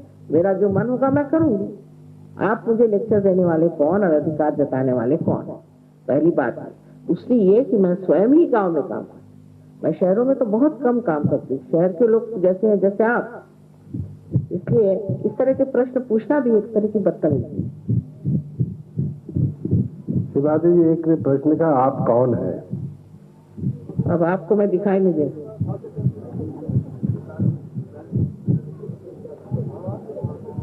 क्या? शिवाजी जी, सबकी इच्छा है कि अब आप अगर आत्म साक्षात्कार चारों को दिला दे तो बेहतर है। ठीक कह रहे हैं।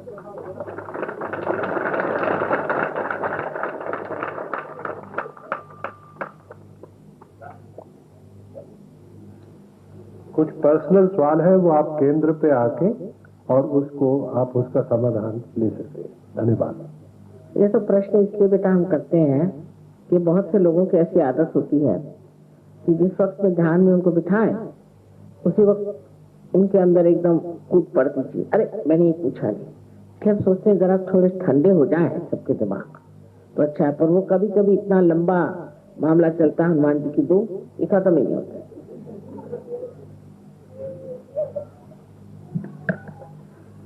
अच्छा, अब सीधी सीधी बात है, जो लोग ऊपर बैठे हैं वो जूता उतार लें, चप्पल उतार लें। आप लोग भी जूता चप्पल उतार के बैठे आराम से जमीन,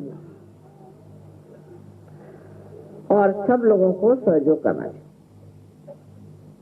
जो लोग नहीं करना चाहते उनको बाहर चला जाना चाहिए। दूसरों को देखने के लिए यहाँ आपको नहीं आना चाहिए। अब अपने को आप देखिए, सब लोग बैठ जाए, किसी को जगह नहीं है ऐसी तो बात नहीं, वहां तक आप बैठ सकते हैं। ये तो चारों तरफ फैला हुआ है, आप कहीं भी बैठे आप इसे प्राप्त कर सकते हैं। आप सब लोग बैठ जाएं, बहुत जरूरी है कि सब लोग बैठ जाएं।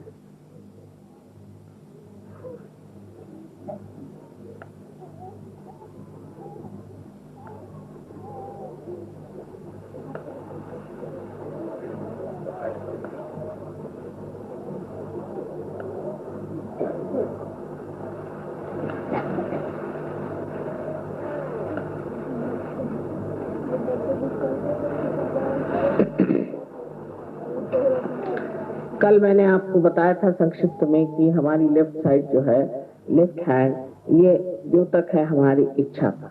शुद्ध इच्छा तो कुंडलिनी है, पर इच्छा का ये द्योतक है। इसलिए हमें पहले लेफ्ट हैंड हमारी ओर करना है। दूसरे राइट हैंड हमारा जो है वो हमारे क्रिया का द्योतक है, क्रिया शक्ति का। इसलिए राइट हैंड से हमें अपने चक्रों को छूना पड़ेगा। तो सबसे पहले हम हृदय को छूते हैं।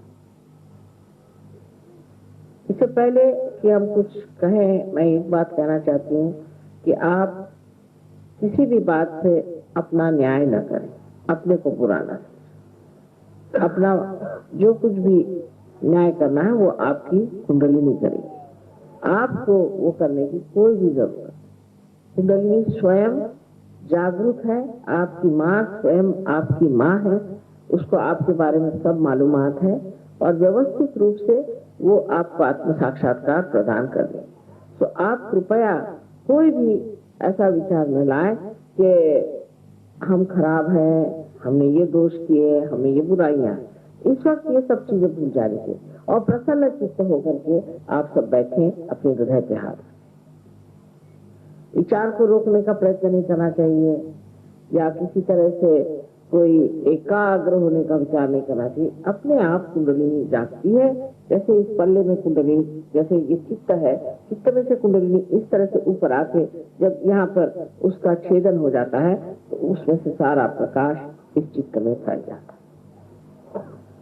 अभी हम आंख बंद नहीं करेंगे, पहले मैं आपको दिखाती हूँ किस तरह से करना है। पहले लेफ्ट हैंड मेरी ओर करें और राइट हैंड पहले हृदय पे रखें। हृदय में आत्मा का वास और फिर पेट के ऊपरी हिस्से में हम लेफ्ट हैंड साइड पे काम करें। देखते रहे कि हम ऊपरी हिस्से में लेफ्ट हैंड साइड पे हाथ रखें। फिर हम पेट के नीचे के हिस्से में लेफ्ट हैंड साइड पे फिर हम आते। ऊपरी हिस्से में हमारे अंदर जो गुरु तत्व बनाया गया है वो है, उसको जागरूक करते हैं। और इसके निचले हिस्से में जो शुद्ध विद्या है, जिसके कारण हमारे नस से परमात्मा की शक्ति संचारित होती है और हमें ज्ञान देती है। इतना ही नहीं कि उसके सारे कायदे कानून हम जान जाते हैं उसे कहते हैं शुद्ध विद्या, और बाकी सब अविद्या। सूरदास ने कहा था कि सूरदास की सभी अविद्या दूर करो नंदलाल। सूरसागर लिखने के बाद उन्होंने कह दिया कि अब सारी अविद्या जितनी मैंने की है वो छोड़ के अब आप मेरी अविद्या दूर करो। तो ये शुद्ध विद्या। अब इसके ऊपर फिर आप अपना हाथ ऊपर में उठाए, पेट के ऊपरी हिस्से को।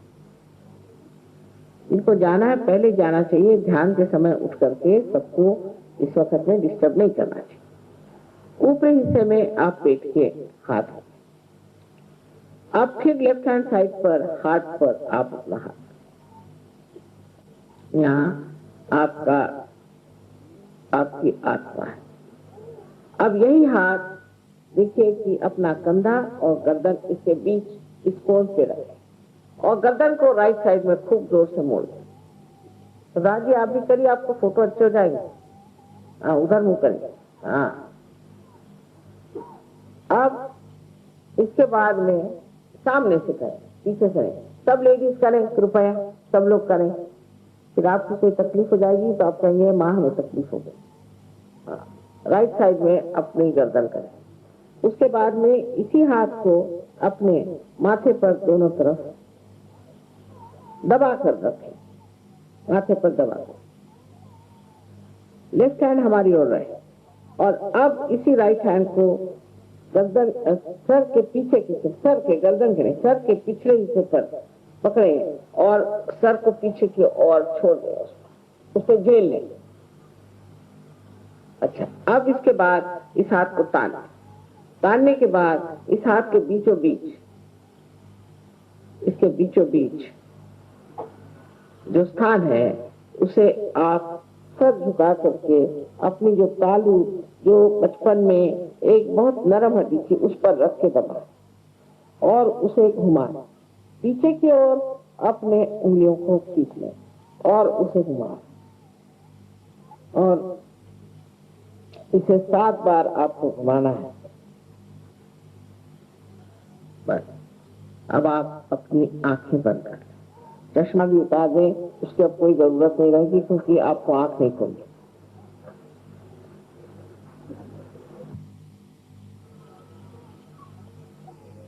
और राइट हैंड रहते हैं।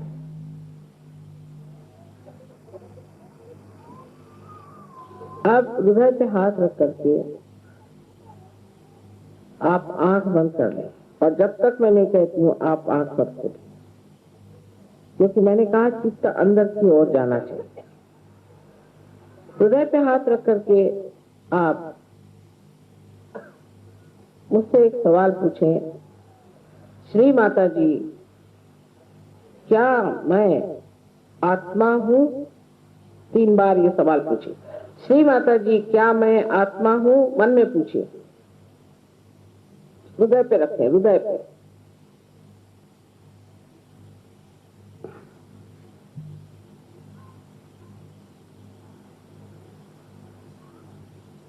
आंख न खोले, लेफ्ट हैंड हमारे। अब आप अगर आत्मा है तो आप अपने गुरु भी हैं, क्योंकि आत्मा ही आपका मार्गदर्शक है। इसलिए आप अपना राइट हैंड पेट के ऊपरी हिस्से में लेफ्ट हैंड साइड में दबाएं, और यहाँ पर आप दूसरा सवाल मुझसे 3 बार करें, श्री माता जी क्या मैं स्वयं का गुरु हूँ? श्री माता जी क्या मैं अपना ही गुरु हूँ? ऐसा सवाल आप मुझे 3 बार करें।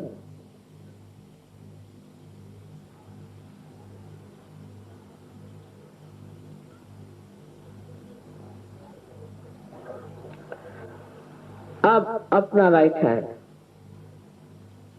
आप पेट के निचले हिस्से में रखें, लेफ्ट हैंड साइड पर दबाएं। अब ये शुद्ध विद्या मैं आप पर लाद नहीं सकती, आपकी स्वतंत्रता है, इसलिए आपको कहना होगा कि श्री माता जी मुझे आप कृपया शुद्ध विद्या दीजिए।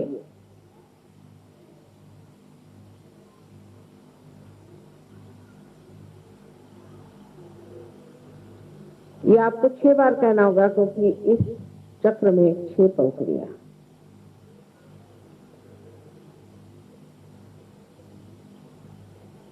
अब राइट हैंड को उठा करके और पेट के ऊपरी हिस्से में आप फिर से रखें।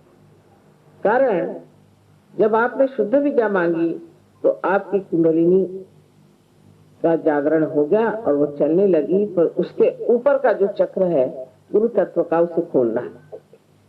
इसलिए पूर्ण आत्मविश्वास के साथ आप 10 मरतबा कहें कि श्री माता जी मैं स्वयं का गुरु हूँ, श्री माता जी मैं स्वयं का गुरु हूँ। 10 मरतबा कहें पूर्ण विश्वास के साथ।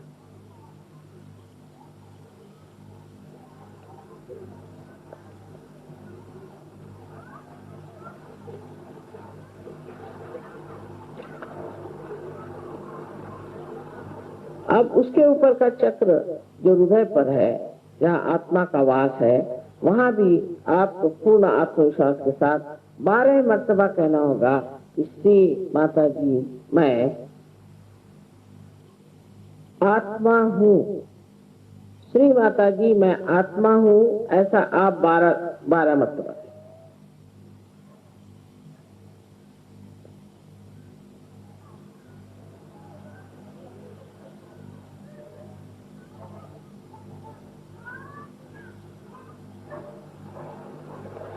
अब आपको जानना चाहिए कि जो परम चैतन्य की शक्ति है, ये परमात्मा के प्रेम की शक्ति है, उनकी दया और आनंद की शक्ति है, और वो सागर है क्षमा का। सबसे अधिक इसकी इनकी शक्ति है क्षमा करने की। इसलिए आप कोई सी भी ऐसी गलती नहीं कर सकते जो वे क्षमा नहीं कर सकते। इसलिए आप कृपया अपने को क्षमा करें और अपना कंधा और गर्दन के बीच में जो कोण है वहां पर अपना हाथ रख के गर्दन को राइट साइड में मोड़ दें, लेफ्ट हैंड हमारे ओर करके, और आप पूर्ण आत्मविश्वास के साथ 16 मरतबा कहें कि श्री माता जी मैं दोषी नहीं हूँ, यहाँ लीलाधर श्री कृष्ण का स्थान है, इनके लिए सारी सृष्टि लीला है, वहां दोष कहाँ।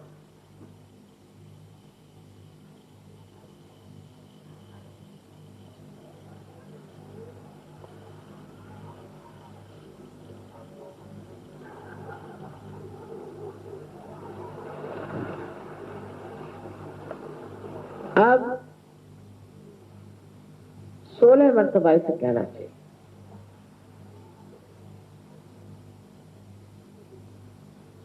क्योंकि आत्मा कोई दोष नहीं करता।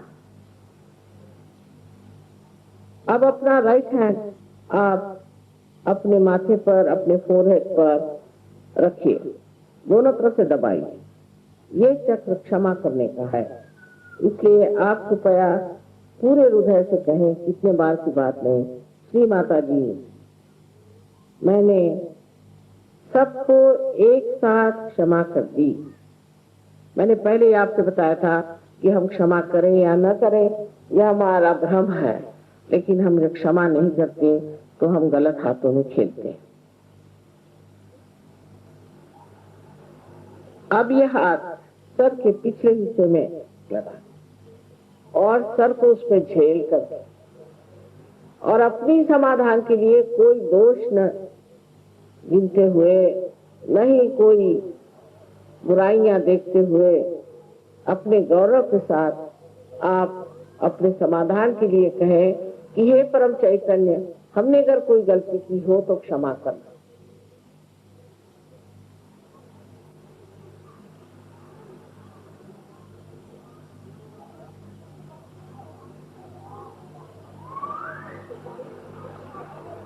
पूर्ण हृदय से कहें, कितने बार की बात है।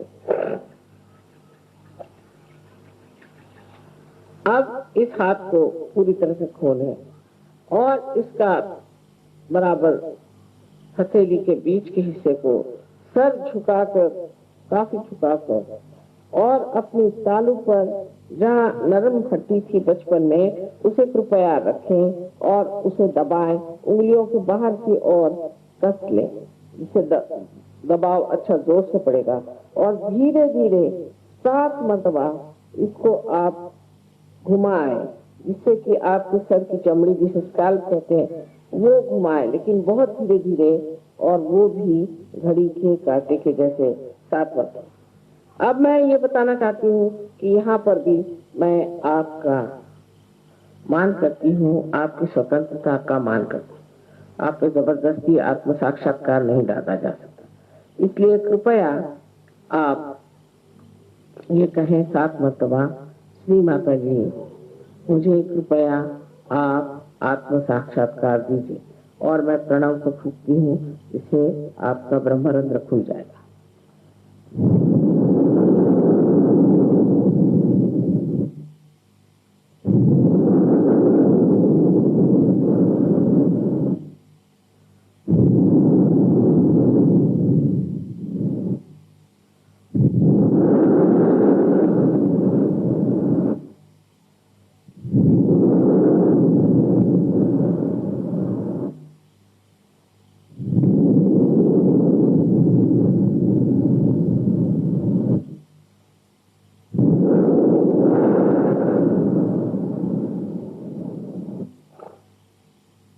अब आप हाथ नीचे ले, आंखें धीरे धीरे खोलिए, आंखें धीरे धीरे खोलिए, दोनों हाथ मेरी ओर इस तरह से करें और मेरी ओर देखें, विचार न कर। आप कर सकते हैं, ये विचारिता में इस तरह से। अब आप राइट हैंड मेरे ओर करें और अपना सर झुका के इस तालू पर अपना हाथ घुमाए और देखें कि इसमें से ठंडी ठंडी हवा आ रही है क्या।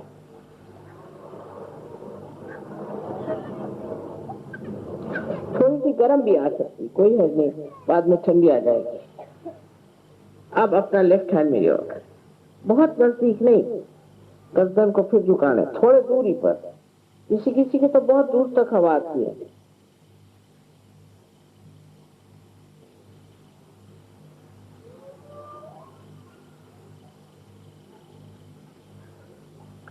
अब राइट हैंड में रख और लेफ्ट हैंड सर पे रख के और फिर देखें कि ठंडी हवा आ रही है कि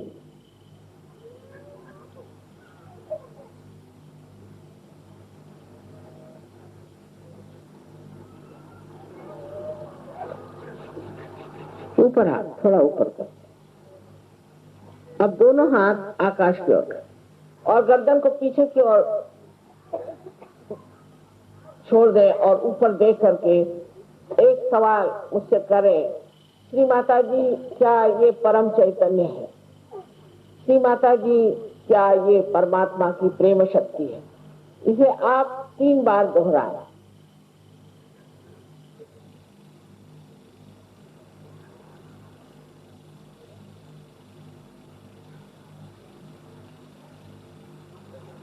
अब आप हाथ पूछें। जिन लोगों के हाथ में या सर से ठंडी हवा आई हो, वो सब लोग अपने दोनों हाथ ऊपर करें। ये नोएडा को देखिए, इसका तो नाम ही बदलना चाहिए। आप सबको मेरा अनंत आशीर्वाद, अनंत आशीर्वाद।